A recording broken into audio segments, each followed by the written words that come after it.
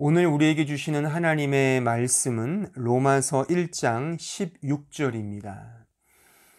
내가 복음을 부끄러워하지 아니하노니 이 복음은 모든 믿는 자에게 구원을 주시는 하나님의 능력이 됨이라. 먼저는 유대인에게요 그리고 헬라인에게로다. 아멘. 로마서 강의 14번째 시간입니다. 오늘은 내가 자랑하는 복음이란 제목으로 하나님 말씀을 증거하겠습니다. 미국의 단편 소설 작가 오 헨리가 쓴 크리스마스 선물이란 작품에 보면 서로 애틋하게 사랑하는 부부 짐과 델라가 등장합니다. 델라는 자신의 남편 짐을 위해 내일로 다가온 크리스마스 선물을 준비하려 합니다. 그런데 그녀의 수중에는 고작 1달러 87센트밖에 없었습니다. 그래서 델라는 결심하여 자신이 소중히 간직하던 긴 머리카락을 잘라 팔아서 남편을 위해 시계줄을 장만했습니다. 그런데 이 무슨 조화인지 남편 짐은 할아버지 때부터 대대로 물려오던 그 귀한 시계를 팔아 델라를 위해 예쁜 빗을 선물로 준비했던 것입니다. 머리카락이 없는 델라에게 예쁜 빗이 무슨 소용이며 정작 시계가 없는 시계줄이 무슨 가치가 있겠습니까? 하지만 이 단편 소설은 이 사랑은 물질적인 가치가 아닌 서로 간의 진실한 마음임을 교훈하고 있고 그 마음이 곧 가장 소중한 선물임을 반증하고 있습니다. 사실 이 소설의 원 제목은 이렇습니다. The Gift of the Magi. 이 메이자이라는 뜻이 동방박사란 의미입니다. 그러니까 직역을 하자면 이 동방박사의 선물이란 뜻입니다. 말구유에 누워 있는 아기 예수께 동방박사들이 드린 그 소중한 선물을 빗대어 이 세상에서 가장 소중한 선물은 곧 사랑의 마음임을, 그래서 이 작품의 마지막 글귀가 They are the Magi로 끝을 맺습니다. 즉 그들은 바로 지혜로운 동방박사다라고 말이죠. 마음 잡고 읽으면 한 20분이면 읽습니다. 매우 짧은 이 단편 소설입니다. 근데 이 내용 속에는 진정한 소중한 선물은 곧 사랑의 마음임을 우리에게 가르쳐주고 있는 그런 이야기인 것입니다. 여러분들에게 있어서 가장 소중한 선물은 무엇입니까? 물론 각자의 생활 수준에 따라 그 소중한 선물의 가격적 가치는 달라질 수 있습니다만 우리가 앞서 지금 읽었던 이 이야기에서 이 델라와 짐의 경우처럼 중요한 것은 물질적 가치가 아니라 그 사랑의 마음이죠. 그러니까 이런 맥락에서 정말 여러분들이 사랑하는 그 누군가에게 주고자 하는 또는 주고 싶어 하는 가장 소중하고 귀한 선물, 그 보물은 무엇이냐라는 질문입니다. 근데 여기에 단어 하나를 좀 더 추가하겠습니다. 즉 그리스도인으로서 우리가 단연코 가장 소중하게 여기며 그래서 사랑하는 이에게 나누고 싶어하는 그 보물과도 같은 선물은 무엇인가 하는 질문인 것입니다. 그리스도인으로서 우리는 진정 고군분투하며 그 소중한 선물을 주기 위해 얼마나 노력하며 살아가고 있는가? 그리스도인으로서 우리가 나눠야 할 가장 소중한 선물은 무엇인가? 바로 이 질문입니다. 그리스도인으로서 우리는 다른 사람에게 벤츠나 아우디 한 대를 선물해야 하는 것입니까? 제가 지난주에 20유로짜리 아벤트 에센이란 비유를 말했더니 제 아내가 왜 그렇게 산티나는 비유를 하느냐라고 그렇게 컴플레인을 했습니다. 그래서 좀 센 것을 제가 불러본 겁니다. 다시 말하면 그리스도인으로서 우리 신자가 다른 사람에게 뭐 벤츠 한 대를, 아우디 한 대를 주는 그 선물, 그게 과연 소중한 선물인가? 바로 그 질문인 것입니다. 그래야만 가장 복된 선물을 주었고 가장 복된 선물을 받았다고 인정할 수 있을까? 전혀 그렇지 않죠. 뭐 집 한 채를 지어준다 하더라도 그것이 그리스도인으로서 이 세상 사람들에게, 뭐 가깝게는 우리의 가족, 이웃, 지인, 친척, 직장 동료, 그 사람들의 이웃들에게 줄 수 있는 가장 최고의 선물은 그런 것들이 아닙니다. 그리스도인으로서 우리가 우리의 이웃과 지인들에게 나눌 수 있는 최고의 선물은 바로 예수 그리스도의 복음입니다. 그 복음을 선물하고 나누며 전하고 자랑하는 것이 바로 신자인 우리가 우리의 사랑하는 가족들, 친구들, 직장 동료, 이웃, 지인들에게 줄 수 있는 가장 소중한 선물이며 가장 최고의 보물인 것입니다. 지금 바울이 이 로마서를 쓰면서 로마에 있는 성도들에게 가진 심정이 바로 이와 같습니다. 로마서 1장 9절로 10절을 보십시오. 내가 그의 아들의 복음 안에서 내 심령으로 섬기는 하나님이 나의 증인이 되시거니와 항상 내 기도에 쉬지 않고 너희를 말하며 어떻게 하든지 이제 하나님의 뜻 안에서 너희에게로 나아갈 좋은 길 얻기를 구하노라. 지금 바울은 로마의 성도들을 위해 기도하며 그들에게 가고자 열망하고 있습니다. 그 이유는 곧 이어서 11절에 그 이유가 등장하죠. 11절을 보시면 내가 너희 보기를 간절히 원하는 것은 어떤 신령한 은사를 너희에게 나누어 주어 너희를 견고하게 하려 함이니. 그 이유는 신령한 은사, 우리가 이미 공부를 했습니다. 이 카리스마 푸뉴마티콘, 이 하나님의 은혜의 복음, 성령의 은혜의 복음을 나누어 주어서 그들을 견고한 믿음의 성도들로 세우기 위해서 지금 바울은 그들에게 가고자 했던 것입니다. 그렇지만 갈 기회를 얻지 못했죠. 그래서 편지로나마 이 복음을 지금 전하고 있는 것입니다. 그러니까 복음을 전하고자 한 그의 열망과 소원을 우리는 지난주에 살폈던 14절에 나타난 이 빚진 자, 이 오페일레테스라는 이 단어에서 또한 확인할 수가 있습니다. 다시 한번 14절로 15절을 보십시오. 헬라인이나 야만인이나 지혜 있는 자나 어리석은 자에게 다 내가 빚진 자라. 그러므로 나는 할 수 있는 대로 로마에 있는 너희에게도 복음 전하기를 원하노라. 지금 사도 바울의 열망과 그 심정이 느껴지십니까? 그는 하나님의 사람으로서, 즉 그리스도인으로서 모든 사람들에게, 그러니까 헬라인, 야만인, 지혜 있는 자, 어리석은 자, 이들이 다 모든 자를 의미합니다. 그 모든 자들에게 그리스도 예수의 복음을 전하고자 했던 것입니다. 그것이 그에게 있어서는 가장 소중하고 최고의 선물이었던 것입니다.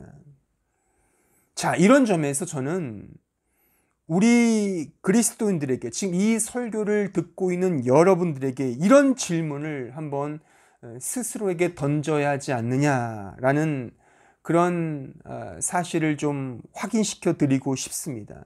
즉, 우리에게 있어서 가장 최고의 선물은 바로 예수 그리스도의 복음이 맞는가 하는 질문인 것입니다.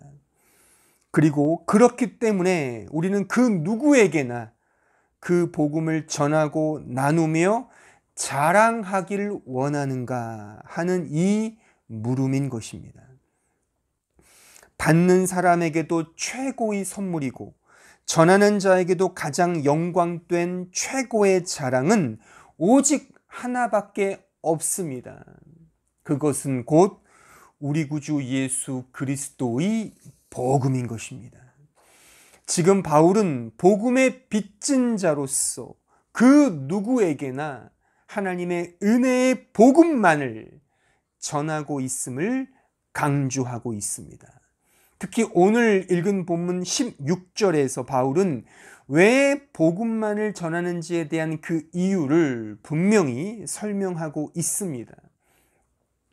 한글 성경에는 지금 빠져 있지만 헬라어 성경 원문에 보면 16절 앞부분에 전치사 가르라는 이 단어가 있습니다. 이 가르의 의미는 이유를 나타내는 왜냐하면 이라는 뜻입니다. 그러니까 이 16절 좀 더 확장해서 15절부터 이렇게 다시금 우리가 해석하여 번역을 하면, 그러므로 나는 할 수 있는 대로 로마에 있는 너희에게도 복음 전하기를 원한다. 왜냐하면 나는 복음을 부끄러워하지 아니하기 때문이다로 말할 수 있는 것입니다. 그러니까 왜 사도는 복음만을 전했는가? 왜 복음만이 모든 사람들에게 가장 최고의 선물이며 그것만이 가장 소중한 보물인가의 답으로서 지금 바울은 이렇게 말하는 거죠. 무엇보다, 왜냐하면 그 자신이 내가 그 복음을 부끄러워하지 않기 때문에 이 복음만을 나는 가장 최고의 선물로 나는 너에게 전하며 자랑한다 라고 지금 16절이 말하고 있는 것입니다. 지금 16절의 이 표현, 즉 내가 복음을 부끄러워하지 아니하노니 라는 이 표현은 문법 용어상 고건법에 해당됩니다. 이 고건법이란 적극적인 역설을 부정의 형식으로 표현하는 방식을 일컫습니다. 그러니까 부끄러워하지 않는다는 이 표현은 적극적으로 자랑한다는 의미를 담고 있습니다. 다시 말해서 직접적이기보다 부정적 뉘앙스의 표현을 동원하여 더 분명하고 더 사무치도록 그 자랑함의 의미와 감정을 어필하고 있다는 바로 그 말인 것입니다. 가령 나는 너를 사랑해 라는 긍정적 표현보다는 나는 너를 사랑할 수밖에 없어 라는 이런 부정적 뉘앙스의 표현이 사랑 고백으로서는 더 사무치게 들리는 법입니다. 혹시 향후에 사랑 고백을 하실 일이 있다면 참고하십시오. 바로 지금 바울이 사용하고 있는 이 고건법의 이 묘미인 것이죠. 그럼 다시 이제 강조해서 좀 되묻겠습니다. 여러분들에게도 이 사무치는 복음에 대한 부끄러워하지 않음이 있습니까? 진정 복음만을 자랑하십니까? 여러분들의 가족, 친구, 지인, 직장 동료, 이웃들 만나는 모든 사람들에게 여러분들이 여러분들을 통하여 줄 수 있는 가장 최고의 선물은, 가장 사랑에 있어서 최고의 선물, 최고의 보물이 바로 그리스도 예수의 이 복음이 맞냐? 그 질문인 것입니다. 진정 복음만을 자랑하시느냐? 바로 그 물음인 것입니다.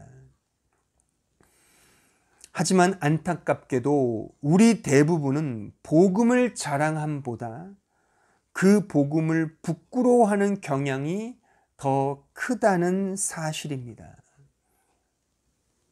그 이유는 왜인가? 제가 오늘 이 설교 본론에서 세 가지로 한번 정리해 볼 그 주제입니다. 그리고 역설적이게도 이 세 가지 이유를 반면 교사로 삼는다면 틀림없이 이 세 가지 이유를 통해 하나님의 복음을 자랑하는 그 본질적 답을 찾게 될 것입니다. 첫 번째 이유입니다. 왜 우리는 복음을 부끄러워하는가? 그러니까 복음을 부끄러워하지 않는, 복음만을 자랑해야 되는데 우리는 또 세상은 여전히 그리스도의 복음을 부끄러워합니다. 그 이유 첫 번째는 성경이 말하는 복음은 인간의 타락한 본성과는 전혀 상반된 것이기 때문입니다. 이런 이유 때문에 우리는 복음을 자랑하기보다 복음을 부끄러워합니다. 여러분들 자신을 한번 이 진리에 견주어서 생각해 보십시오. 과연 정말 나는 복음을 부끄러워하고 있는가? 복음을 자랑하고 있는가? 이런 지금 이 이유의 맥락에서 한번 생각해 보시라 그겁니다. 복음은 나 자신의 무가치함을 깨닫고 오직 하나님만을 의지하고 믿도록 하시는 하나님의 능력입니다. 그런데 인간의 본성은 그 능력을 거부합니다. 왜냐하면 자기 자신을 부인하게 하고 나 아닌 다른 타자를 의존한다는 것이 타락한 인간의 본성에는 전혀 없기 때문입니다. 세상의 모든 종교와 철학, 그 어떠한 사상도 그 중심에는 인간이 있습니다. 인간이 이 우주의 중심이죠. 인간을 위해서 모든 종교와 철학은 존재합니다. 그 인간을 더욱 공고히 만들어주는 철학과 종교만이 살아남을 뿐입니다. 그러니까 지금 이렇게 기독교가 계속 존속하는 것은 역시 이 역사를 주관하시는 하나님의 은혜이죠. 그러니까 인간의 타락한 본성에는 신을 의존한다든가 자기 자신의 무가치함을 깨닫고 죄인임을 고백하는 이런 차원은 없습니다. 우리 안에 있을 수가 없는 것이죠. 인간 본성은 스스로 하나님이 되고자 합니다. 종교적으로 신을 믿는 것은 그 신이 나를 그 신보다 더 위대한 하나님으로 만들어 주기 때문에 종교적으로 신을 상정하는 것뿐입니다. 마치 알라딘과 요술램프에 등장하는 자파의 욕망과 같이 말이죠. 자파의 마지막 소원이 무엇이었습니까? 이 세상에서 가장 강력한 존재가 되는 것 아니었습니까? 그래서 가장 강력한 존재가 되었죠. 하지만 결국 램프에 갇히는 신세가 되고 말았습니다. 인간의 탐욕이 낳은 비극이죠. 인간이 종교를 만들고 신을 창조해낸 것은 바로 인간 스스로가 하나님이 되고자 했기 때문입니다. 사실상 그래서 모든 종교의 신은 사실상 인간의 시다바리에 불과한 것입니다. 하지만 성경이 말하는 기독교는 그 반대입니다. 하나님이 중심이며 예수 그리스도께서 온 우주 만물의 주인 되십니다. 바로 이 사실을 인간은 받아들일 수가 없는 것입니다. 그래서 복음을 부끄러워하는 것입니다. 여러분들이 인생의 중심이라고 생각하십니까? 예수를 믿는 이유마저도 여러분들이 이 세상의 왕이 되고 싶어 하십니까? 그러기 위해 주님을 믿고 교회를 나온다면 주님의 복음을 자랑하는 삶을 여러분들의 일상 속에서는 찾아볼 수가 없을 것입니다. 예수 그리스도를 믿고 신자가 된 자는 바로 하나님의 주인 되심을 고백한 자입니다. 하지만 여전히 우리 안에 신자 안에도 아담적 욕망이 남아 있기에 여전히 스스로 왕이 되고 싶어하는 속성이 있습니다. 그것을 역사 속에서 부인하고 깨야만 하는 것입니다. 이것이 신앙생활이죠. 이게 복음인 것입니다. 그러니까 본질적으로 이것이 복음이기 때문에 인간은 이것에 동의하기가 매우 어려워하는 것입니다. 그래서 이 복음을 부끄러워하고 심지어는 세상으로부터 이 복음을 천대하고 조롱하고 멸시하게 되는 것입니다. 예수님 당시와 초대교회 때 예수님의 복음은 바로 그 예수님 자신의 초라함과 연약함으로 인해 부끄러움의 상징이었습니다. 그러나 지금은 어떻습니까? 예수를 믿는 기독교는 어떤 의미에서 이 세상 종교의 세 손가락 안에 드는 소위 명문 종교 집단이 되었습니다. 따라서 초라함과 연약함으로 인해 부끄러움의 대상은 이제 더 이상 아닙니다. 하지만 더 큰 부끄러움이 지금 생겼죠. 그것은 예수 그리스도의 복음에 대한 부끄러움인 것입니다. 인간은 본래 모든 만물을 인간 중심적으로 놓고 생각하며 풀고자 하는데, 복음은 하나님이 중심이다, 예수 그리스도가 우리의 주인이다 라고 하는 그 메시지 앞에 인간은 동의할 수가 없는 것입니다. 심지어 그것은 거치는 것이 되고 마는 것이죠. 인간을 자랑해야 하는데 인간을 죄인이라 하고, 인간을 노래해야 하는데 하나님을 높이고, 그러니 당연히 그 복음은 인간에게 거치는 것이 되고 말고 부끄러운 수치가 되는 것이며, 심지어 피하고 회피하고 싶은 십자가가 되는 것입니다. 여러분은 여러분들 자신과 스스로와 여러분들이 알고 있는 많은 사람들에게, 지인들에게 인간은 죄인이며 오직 예수 그리스도만을 믿어야 합니다라고 전도해 보신 적 있으십니까? 이 복음의 추상 같은 메시지에 가감 없이 인간은 죄인입니다, 예수 믿지 않으면 지옥 갑니다, 예수 믿어야 합니다, 이 분명한 이 메시지로 복음을 전하고 전도해 보신 적 있냐는 말입니다. 우리는 일반적으로 전도하면 교회에 나오십시오, 교회에 나오면 사랑을 받습니다, 교회에 오면 너무 행복하고 좋아요, 좋은 친구들도 만날 수 있고 적적한 이민생활, 외로운 유학생활에 좋은 활력이 될 것임에 틀림없습니다. 목사님의 말씀은 삶의 유익이 되고 우리의 삶의 좋은 모토가 된답니다. 그러니까 들어서 하나 나쁠 게 없습니다. 정말 좋은 메시지, 좋은 교회, 사람도 참 좋아요, 나오셔서 행복한 인생을 경영해 보세요라고. 사실 이것이 우리의 주된 전도의 메시지 아닌가요? 예수 천당 불신 지옥, 이런 살벌한 이런 메시지를 전하면 그 누구도 싫어하고, 또 그런 마음도 우리 전도자의 마음속에 들지 않습니다. 하지만 살벌한 이 메시지, 인간은 죄인이며 예수 아니면 인간에게 소망이 없다, 예수 천당 불신 지옥, 이것만큼 확실한 복음의 메시지가 또 어디에 있습니까? 그러나 이 시대의 전도 방식으로는 아주 매우 인기 없는 그런 방식이 되어 버렸습니다. 물론 처음부터 매우 노골적인 전도 메시지를 통해 사람들의 마음을 심히 부정적으로 만들 필요까지 없겠죠. 따라서 전도적 방식과 방법의 차원에서 좀 유들릴 있게, 좀 적당하게 하는 것도 하나의 방식적 차원에서 이해가 됩니다.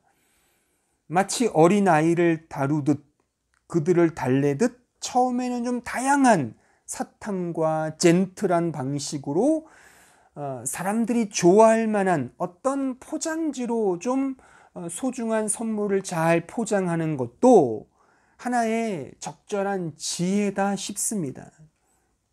하지만 그 본연의 선물의 내용 자체는 결코 타협할 수가 없는 것이죠. 그런데 작금의 교회는 그 포장지는 화려하고 또한 그 내용물 역시 화려한 포장지로만 채워져 있더라, 그겁니다. 정작 성경이 말하는 가장 복된 선물은 그 어디에도 없다는 것이죠. 예수 믿으면 이 세상에서 잘 먹고 잘 삽니다, 이것만이 외쳐지고 있더라, 그겁니다.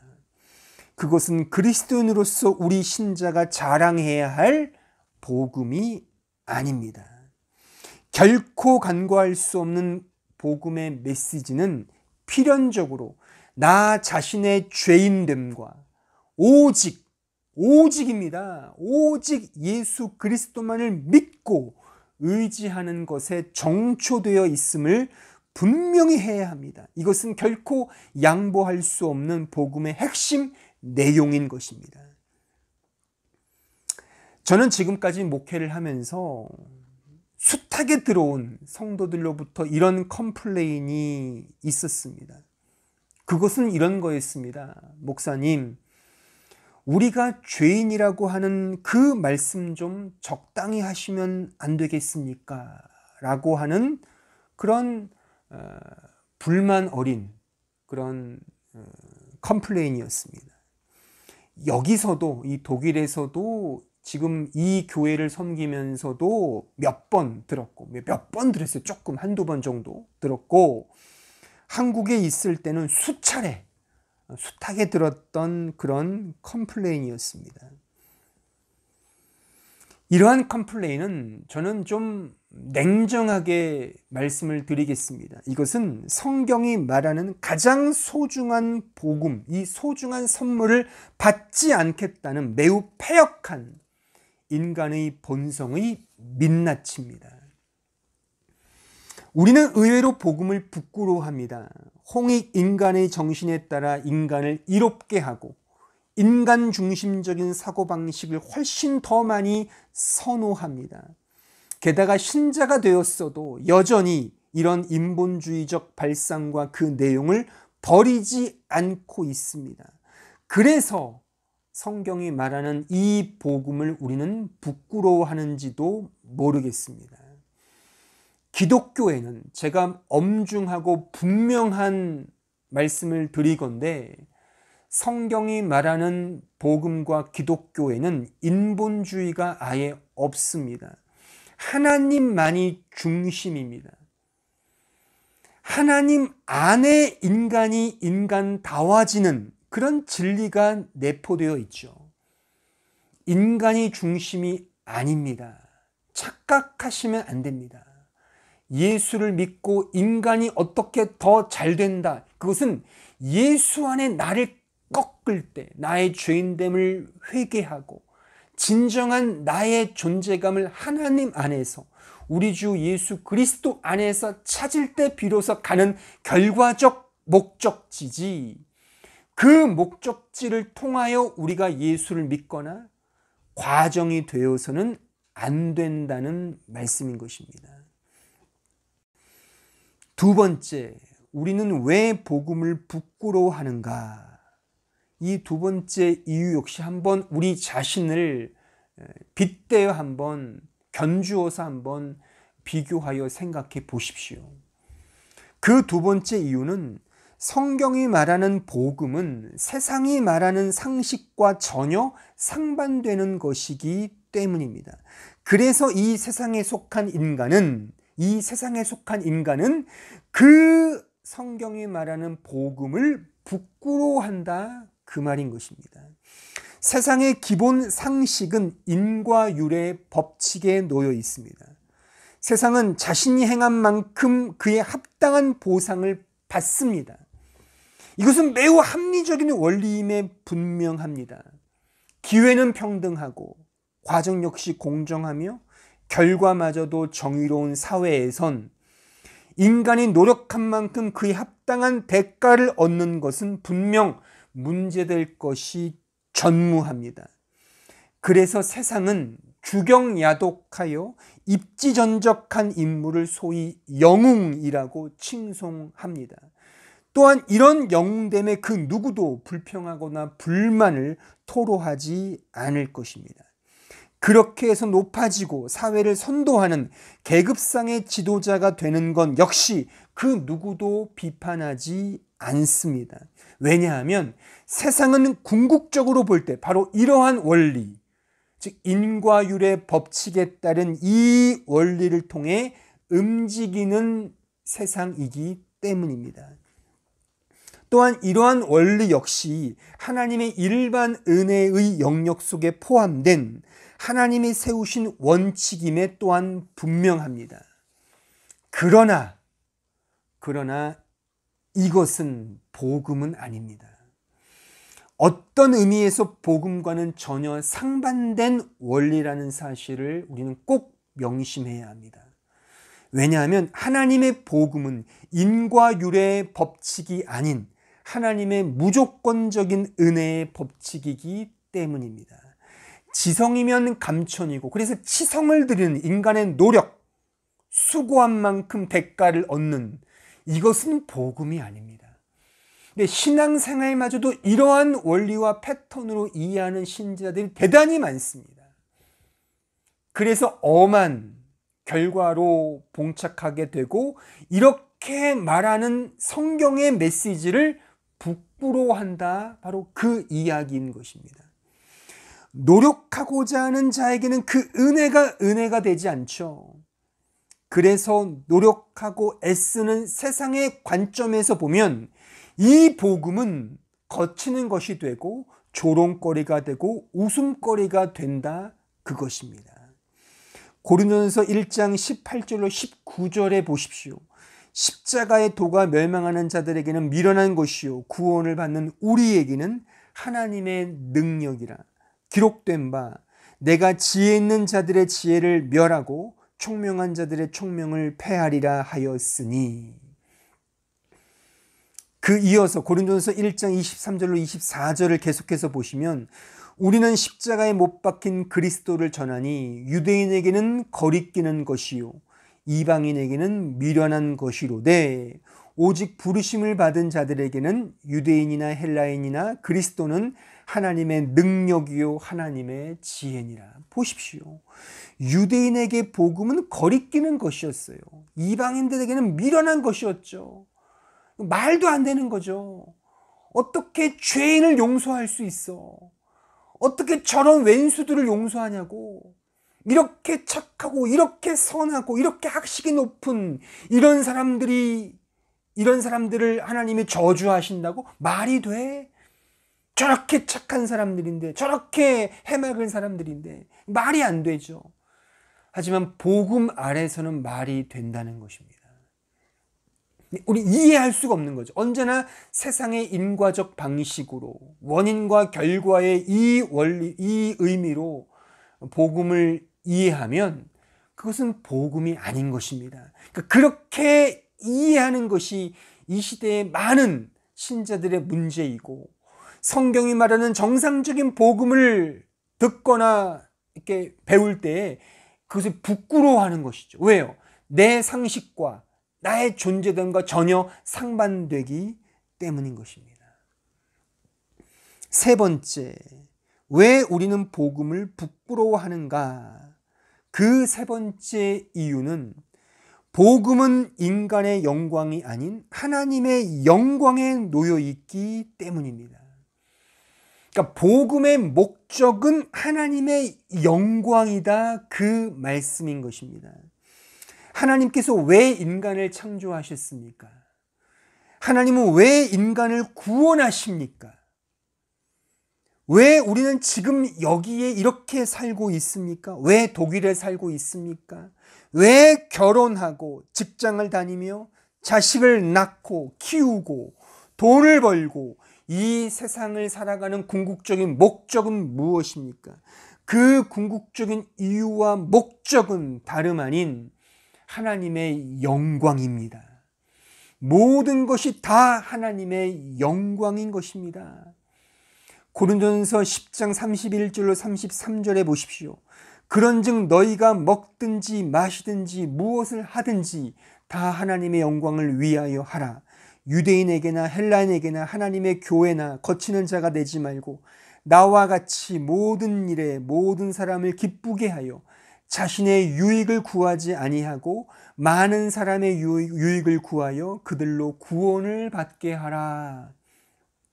먹든지 마시든지 무엇을 하든지 우리의 존재 목적은 다 하나님의 영광에 있다는 사실입니다. 무엇을 하든지 하나님의 영광을 위하여 하는 자는 자가 곧 신자라, 그 말씀인 것입니다. 그런 신자가 구체적인 삶에 있어서 자신의 유익을 구하지 않고 다른 사람의 유익을 구하게 된다는 사실이 지금 읽은 이 말씀 속에 담겨져 있지 않습니까? 인간은 본래 자기 자신만의 유익을 위하여 살고 일합니다. 그런 사람에게 타인은 한낱 자신의 이익을 위한 한낱 도구에 지나지 않게 되는 것이죠. 그런데 은혜의 복음을 통해 하나님의 영광을 경험하게 되면 이제 비로소 자신의 영광을 버리고 오직 하나님의 영광을 추구하게 되는 것이고, 그런 자가 이제 비로소 타인의 유익을 구하게 된다는 그 말씀인 것입니다. 그러므로 하나님의 영광을 경험하지 못한 자는 그의 복음을 부끄러워하는 자입니다. 겉으로는 복음을 전하고 외치며 그것을 위해 사는 것처럼 보일지 모르지만 속은 가짜인 것입니다. 저는 좀 냉정하게 이렇게 묻고 싶습니다. 오늘날 우리 신자들은 진정 자신의 손해와 손실, 희생을 감내하면서까지 믿음 생활과 교회 생활을 하고 있는가 하는 이 질문인 것입니다. 우리는 과연 나 자신에게 유익이 되지 않아도 믿음 생활을 할 수 있을까? 어떤 의미에서 자신의 영광을 위해서 신앙을 동원하고 교회 생활을 하고 있지는 않은가? 이런 사람들이 복음을 자랑한다는 것은 자기 자신을 자랑할 수 있는 기회가 복음에 있기에 그 복음을 자랑하는 것에 불과한 것입니다. 하나님의 복음의 영광은 객이 되고 자기 자신의 영광이 주가 되는, 말 그대로 주객이 전도된 이런 상황인 것이죠. 바로 우리네 신앙생활이 이와 같이 주객이 전도된 이런 신앙생활을 영위하고 있지는 않은지 우리 자신을 냉정하게 돌아보아야 할 것입니다. 성경에 나타난 성경의 영광이라 쓴 이 독사라는 이 헬라어 단어는 어떤 존재의 본질이 가장 잘 드러난 그 상태를 독사라는 의미로 뜻한다고 합니다. 요한복음 1장 14절에 보면 말씀이 육신이 되어 우리 가운데 거하심에 우리가 그의 영광을 보니 아버지의 독생자 영광이요 은혜와 진리가 충만하더라. 여기에 쓰인 영광이 독사인데 말씀이신 그리스도가 곧 하나님의 본체의 가장 찬란한 영광이라 그 말씀인 것입니다. 예수 안에 하나님의 영광이 가장 잘 드러나 있다는 의미입니다. 따라서 예수 그리스도를 떠나서는 하나님의 영광은 없는 것이죠. 그럼 이렇게 또 이어서 말할 수 있습니다. 인간의 진정한 영광은 어떤 상태요, 어떤 모습일까? 바로 예수 그리스도인 것입니다. 예수 그리스도 안에 있는 인간만이 참된 인간이요, 인간의 진정한 본질이며 인간의 참된 영광인 것입니다. 예수 그리스도를 떠난 인간은 좀 이런 표현이 어떨지 모르지만 참된 인간이 아닌 것입니다. 이 의미를 분명히 잘 좀 곱씹어서 이해하셔야 합니다. 예수 안에 있는 인간만이 진정한 인간인 것입니다. 진정한 인간인 것입니다. 고린도후서 4장 3절로 6절을 보십시오. 만일 우리의 복음이 가리웠으면 망하는 자들에게 가리워진 것이라. 그 중에 이 세상의 신이 믿지 아니한 자들의 마음을 혼미하게 하여 그리스도의 영광의 복음의 광채가 비치지 못하게 함이니, 우리는 우리를 전파하는 것이 아니라 오직 그리스도 예수의 주 되신 것과 또 예수를 위하여 우리가 너희의 종된 것을 전파함이라. 어두운 데에 빛이 빛이라 말씀하셨던 그 하나님께서 예수 그리스도의 얼굴에 있는 하나님의 영광을 아는 빛을 우리 마음에 비추셨느니라. 하나님께서 예수 안에 있는 그 영광의 빛을 우리 신자에게 비춰 주셨습니다. 그래서 오직 하나님의 영광만을 찬양하고 노래하며 그렇게 살게 하시는 것입니다. 이것이 신자의 삶이요, 신자의 인간된 본질이며 인간의 영광인 것이죠. 예수 그리스도 안에서 인간의 영광이 드러날 때 그것이 참된 인간의 형상인 것입니다. 말하자면 그것이 진정한 의미에서의 휴머니즘인 것이죠. 세상에서 말하는 휴머니즘은 죄악된 인본주의에 불과합니다. 하지만 하나님의 영광의 찬란한 빛 안에서의 인간만이 참된 휴머니즘의 본질인 것입니다. 하지만 세상은 하나님의 영광이 아닌 자신만의 영광을 구하려 합니다. 그것은 성경이 말하는 독사도 아니고 단지 썩어져 갈 거름더미요 쓰레기요 배설물에 지나지 않는 것들입니다. 그런데 세상은 바로 그런 것들을 영광으로 삼아 골몰하고 추구하고 경주하고 있다는 안타까운 사실이죠. 그런데 더 안타까운 문제는, 더 큰 문제는 하나님의 영광을 맛보았다는 신자마저도 그런 썩어질 것들을 위해 역주행을 하고 있더라, 그것입니다. 과연 여러분들은 어떠하십니까? 진정 하나님의 영광의 이 복음만을 자랑하고 있습니까? 지금까지 논의한 사실들을 한번 이렇게 다시금 정리해 보겠습니다. 우리는 왜 하나님의 은혜의 복음을 부끄러워하는가? 그것은 인간의 타락한 본성과 이 존재적 본성과 세상의 인과율의 법칙에 따른 상식, 그리고 하나님의 영광이 아닌 인본주의의 영광을 추구하기 때문이라고 하는 사실인 것입니다. 성경이 말하는 이 복음을 자랑하기는커녕 오히려 부끄러워하고 도리어 조롱하고 비웃고 거치는 어떤 것으로 여기고 있는 것이 바로 지금 우리가 몸담고 있는 이 현실 신앙생활의 모습인 것입니다. 다음의 구절들을 한번 읽어보기 원합니다. 한번 읽어보시고 한번 곰곰이 한 주간 동안 생각해 보시기를 저는 권해드립니다. 마태복음 4장 17절입니다. 이때부터 예수께서 비로소 전파에 이르시되 회개하라 천국이 가까이 왔느니라 하시더라. 사도행전 20장 19절로 21절 곧 모든 겸손과 눈물이며 유대인의 관계로 말미암아 당한 시험을 참고 주를 섬긴 것과 유익한 것은 무엇이든지 공중 앞에서나 각 집에서나 거리낌 없이 여러분에게 전하여 가르치고 유대인과 헬라인들에게 하나님께 대한 회개와 우리 주 예수 그리스도께 대한 믿음을 증언한 것이라. 사도행전 20장 24절 내가 달려갈 길과 주 예수께 받은 사명 곧 하나님의 은혜의 복음을 증언하는 일을 마치려 하면은 나의 생명조차 조금도 귀한 것으로 여기지 아니하노라. 갈라디아서 1장 6절로 8절을 보십시오. 그리스도의 은혜로 너희를 부르신 이를 이같이 속히 떠나 다른 복음을 따르는 것을 내가 이상하게 여기노라. 다른 복음은 없나니 다만 어떤 사람들이 너희를 교란하여 그리스도의 복음을 변하게 하려 함이라. 그러나 우리나 혹은 하늘로부터 온 천사라도 우리가 너희에게 전한 복음 외에 다른 복음을 전하면 저주를 받을지어다. 지금 이 다른 복음이 제가 설명한 하나님의 복음을 부끄러워하는 그 이유들인 것입니다. 내 자신의 존재를 앞세우고 그 타락한 본성이죠.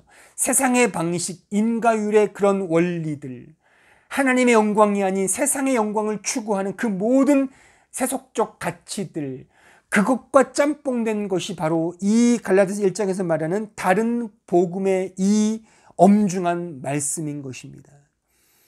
갈라디아서 6장 14절 그러나 내게는 우리 주 예수 그리스도의 십자가 외에 결코 자랑할 것이 없으니 그리스도로 말미암아 세상이 나를 대하여 십자가에 못 박히고 내가 또한 세상을 대하여 그러하니라.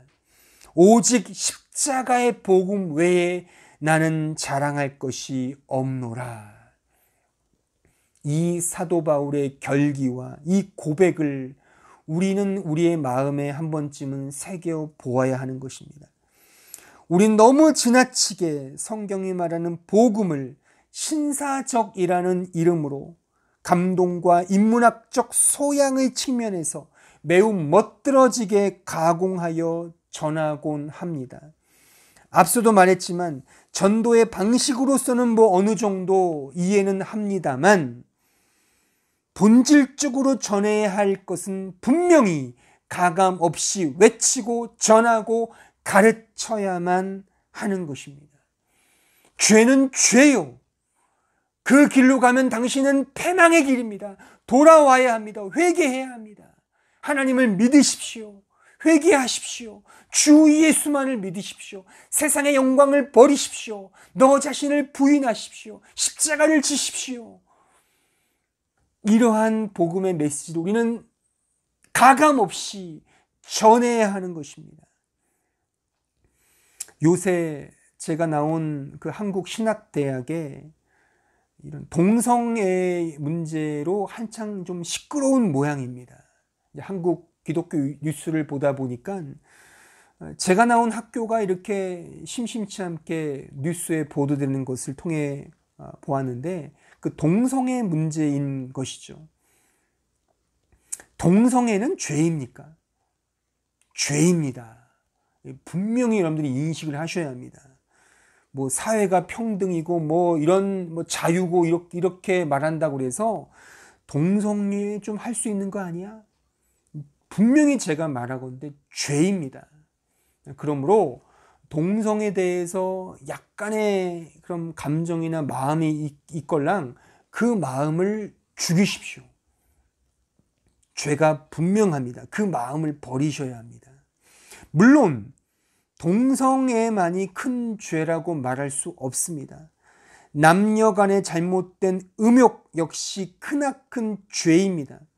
욕설과 분노, 시기, 질투 이러한 모든 행동과 행위 역시 동성애와 방불한 큰 죄인 것이죠. 문제는 죄는 죄라는 것입니다. 그런데 오늘날 현대 교회는 외쳐야 할 이 지적과 이런 비판에 외치질 못해요. 왜냐하면 사랑해야 한다는 명분하에 그 죄를 죄라고 지적하지 못한다 그 말인 것이죠. 이것은 교회의 역할에 대한 직무유기입니다. 세상을 품고 사랑해야 하지만 교회는 성경의 예리한 진리로 끊임없이 지적하고 그래서 자기를 부인하게 하며 십자가를 지고 주님을 따르도록 가르쳐야 하는 곳이 바로 교회인 것입니다. 그러니까 목사의 사명은 이것입니다. 그러니까 제 설교를 들으시면서 언제나 해피하고 좋고 너무 감동적이다. 물론 저도 감동을 끼치고 싶죠. 그러나 여러분들의 마음이 더 찔림을 얻고 더 회개하고 나는 정말 죄인이구나라고 하는 그 사실을 저는 알려주는 것이 목사의 궁극적인 사명이라고 믿습니다. 설교를 들으실 때 이렇게 기쁘고 행복하고 꼭 그런 것만 기대하시면 곤란합니다. 이 모든 것들이 다 복음을 부끄러워하는 모습의 양태들인 것입니다. 내가 믿고 있는 믿음의 영역을 부끄러워하기 때문에 자신감이 없는 거예요. 잘못 말했다가 성도가 나가면 어떡하지? 저 사람이 시험 내리면 어떡하지? 그것이 중요한 것이 아닙니다. 분명히 복음을 복음으로 외치고 타협하지 않고 인본주의를 배격하고 온전히 하나님의 영광과 그 중심에 서는 것, 이것이 교회의 사명이며 우리 모두가 추구해야 하며 여러분들이 믿지 않는 신자들 앞에 보여야 할 참된 전도의 메시지다. 저는 이렇게 강조하고 싶습니다.